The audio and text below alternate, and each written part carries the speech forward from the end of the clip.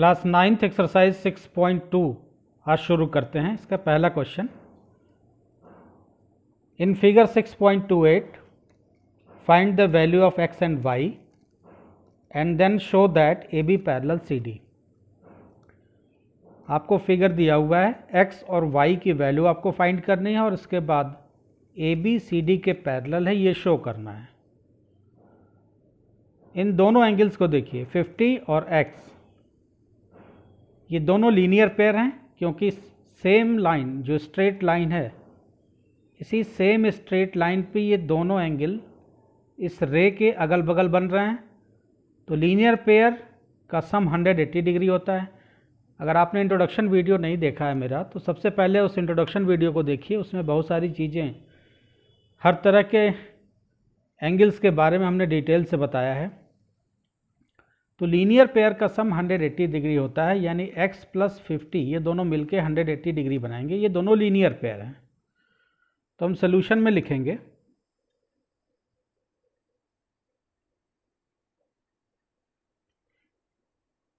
x plus 50 equal to 180 degree. इसका reason linear pair.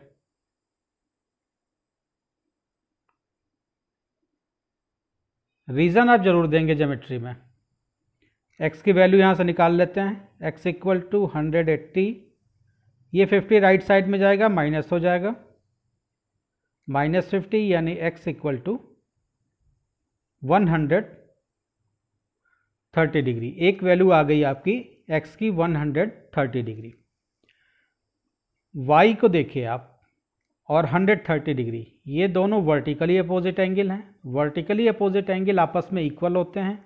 अगर ये एंगल कहीं इस तरह का क्रॉस बनता है अगर, तो वर्टिकली अपोजिट एंगल यानी जहाँ पे इंटरसेक्शन पॉइंट है, इन दोनों क्रॉस के अपोजिट साइड के एंगल वर्टिकली अपोजिट एंगल कहलाते हैं। जैसे एक पेयर आपने वर्टिकली अपोजिट का देखा, ये है।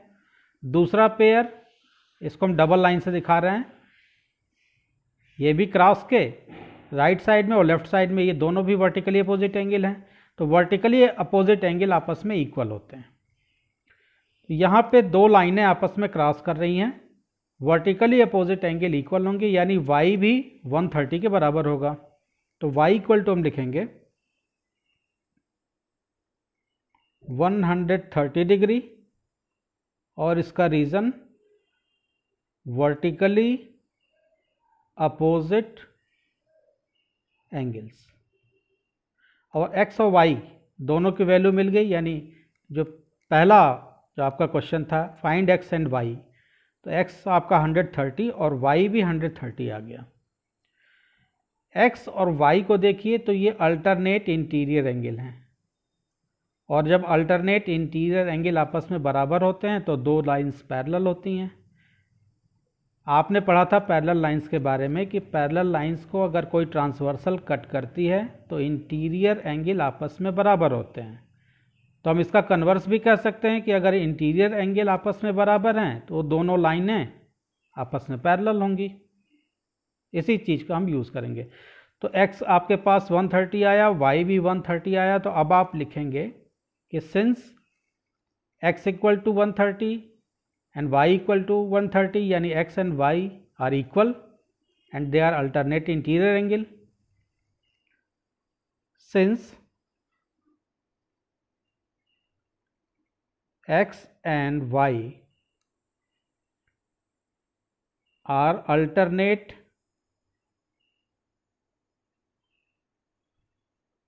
interior angles,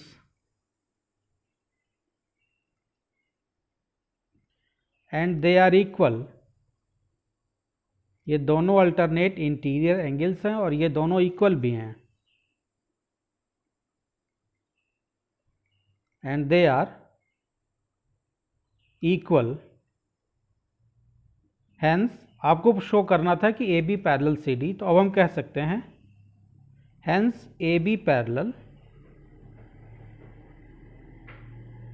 सी डी। ये प्रूव्ड हो गया आपका। अब इसका सेकंड क्वेश्चन देखते हैं।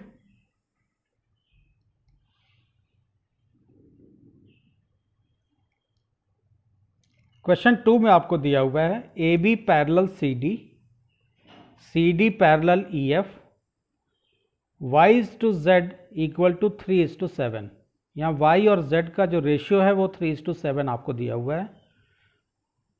टू फाइंड यानी आपको फाइंड करना है वैल्यू ऑफ एक्स, एक्स आपको फाइंड करना है। एक्स वाई जेड ये 3 एंगल आपको दिए हुए हैं और A B parallel C D और C D parallel E F, यानी ये तीनों लाइनें आपस में पैरेलल हैं, ये आपको दिया हुआ है। तो इस एंगल को हम एंगल 1 बना देते हैं। एंगल 1 प्लस एंगल जेड ये दोनों मिलके 180 डिग्री होंगे क्योंकि ये दोनों लीनियर पेयर हैं सॉल्यूशन में।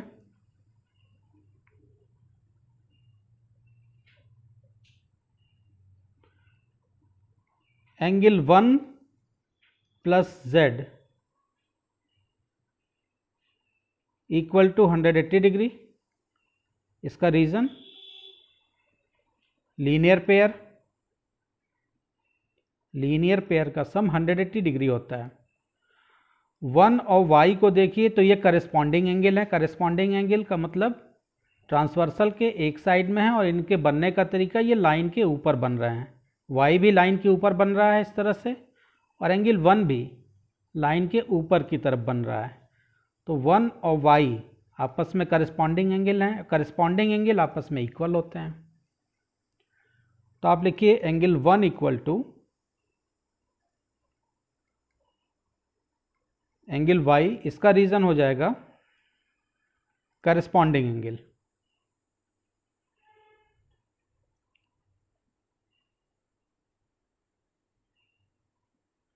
ये हमारा इक्वेशन 1 हो गया और ये हमारा इक्वेशन 2 हो गया। 1 इक्वल टू वाई यानी 1 जो है y के इक्वल है, तो इस 1 की जगह पे हम y लिख सकते हैं क्योंकि 1 जो है y के इक्वल है, अभी हमने लिखा। तो इस 1 की जगह पे हम y लिख सकते हैं। आपको रेशियो y/z का दिया हुआ है 3:7।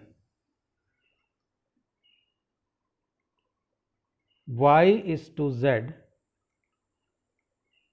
और y और z आपस में मिलकर के अगर हम 1 की जगह पे 1 को हम रिप्लेस कर दें y से, तो y और z ये दोनों मिलके 180 डिग्री बना रहे हैं क्योंकि ये लीनियर पेयर हैं। यानी इसकी जगह पे 1 की जगह पे हमने y लिख दिया अगर, तो y plus z equal to 180 ये हम लिख सकते हैं। y plus z angle 1 plus z equal to 180 और एंगल 1 एंगल y के इक्वल है, तो एंगल 1 को हम रिप्लेस कर दिए y से, तो y plus z equal to 180 हो जाएगा। तो ये एक हमको रिलेशन मिल गया y plus z equal to 180। हमको रेशियो दिया हुआ है, इस रेशियो से हम y का प्रोपोर्शन फाइंड करेंगे। y इसमें कितना है, तो y/z गिवन है हमको 3:7।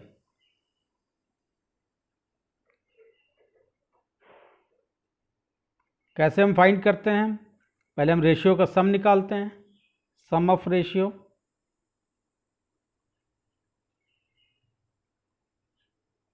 इक्वल टू 3:7 है, यानी 3 + 7 इक्वल टू 10।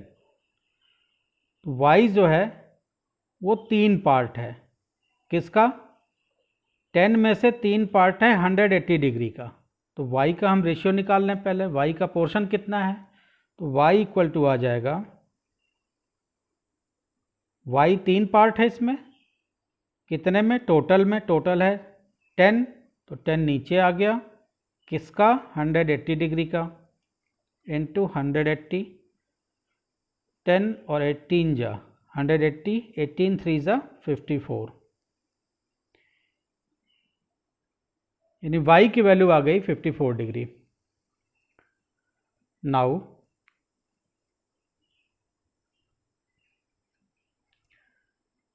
x और y को देखिए आप, x और y इन दोनों का सम 180 डिग्री होगा क्योंकि ये कॉन्सेक्यूटिव इंटीरियर एंगल हैं। आपको y की वैल्यू मिल गई, z की वैल्यू निकालने की ज़रूरत आपको नहीं है क्योंकि z के बारे में आपसे नहीं पूछा गया, आपको x इवेल्युएट करना था।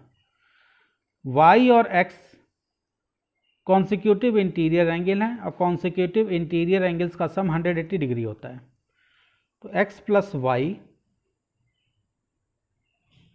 Equal to 180। इसका रीज़न हम लिखेंगे, कॉन्सिक्यूटिव इंटीरियर एंगल्स को को इंटीरियर एंगल्स भी कहा जाता है। आप कॉन्सिक्यूटिव इंटीरियर एंगल लिखिए या को इंटीरियर एंगल लिखिए, दोनों का सेम मतलब है, कॉन्सिक्यूटिव इंटीरियर एंगल्स। रीज़न आप हर जगह जरूर देंगे। x अब आपको फाइंड करना है, y आपके पास ऑलरेडी 54 डिग्री आप फाइंड कर चुके हैं। अब आपके लिए आसान हो गया ये। x प्लस वाई की जगह पे हम 54 रख देंगे इक्वल टू 180 डिग्री, यानी x इक्वल टू 180। ये 54 राइट साइड में जाएगा, माइनस हो जाएगा, -54, यानी x इक्वल टू आपके पास आ गया 126 डिग्री। तो x आपने फाइंड कर लिया 126 डिग्री, और यही आपको इस क्वेश्चन में फाइंड करना था। तो होप आपके समझ में ये फर्स्ट क्वेश्चन और इस सेकंड क्वेश्चन एक्सरसाइज 6.2 का, ये दोनों अच्छे से समझ में आया है। अगर वीडियो अच्छा लगा है तो चैनल को सब्सक्राइब कीजिए, अपने फ्रेंड्स के साथ, क्लासमेट्स के साथ शेयर कीजिए। नेक्स्ट वीडियो में हम लोग जो इसके बचे हुए रेस्ट क्वेश्चन है वो सॉल्व करेंगे। Thank you.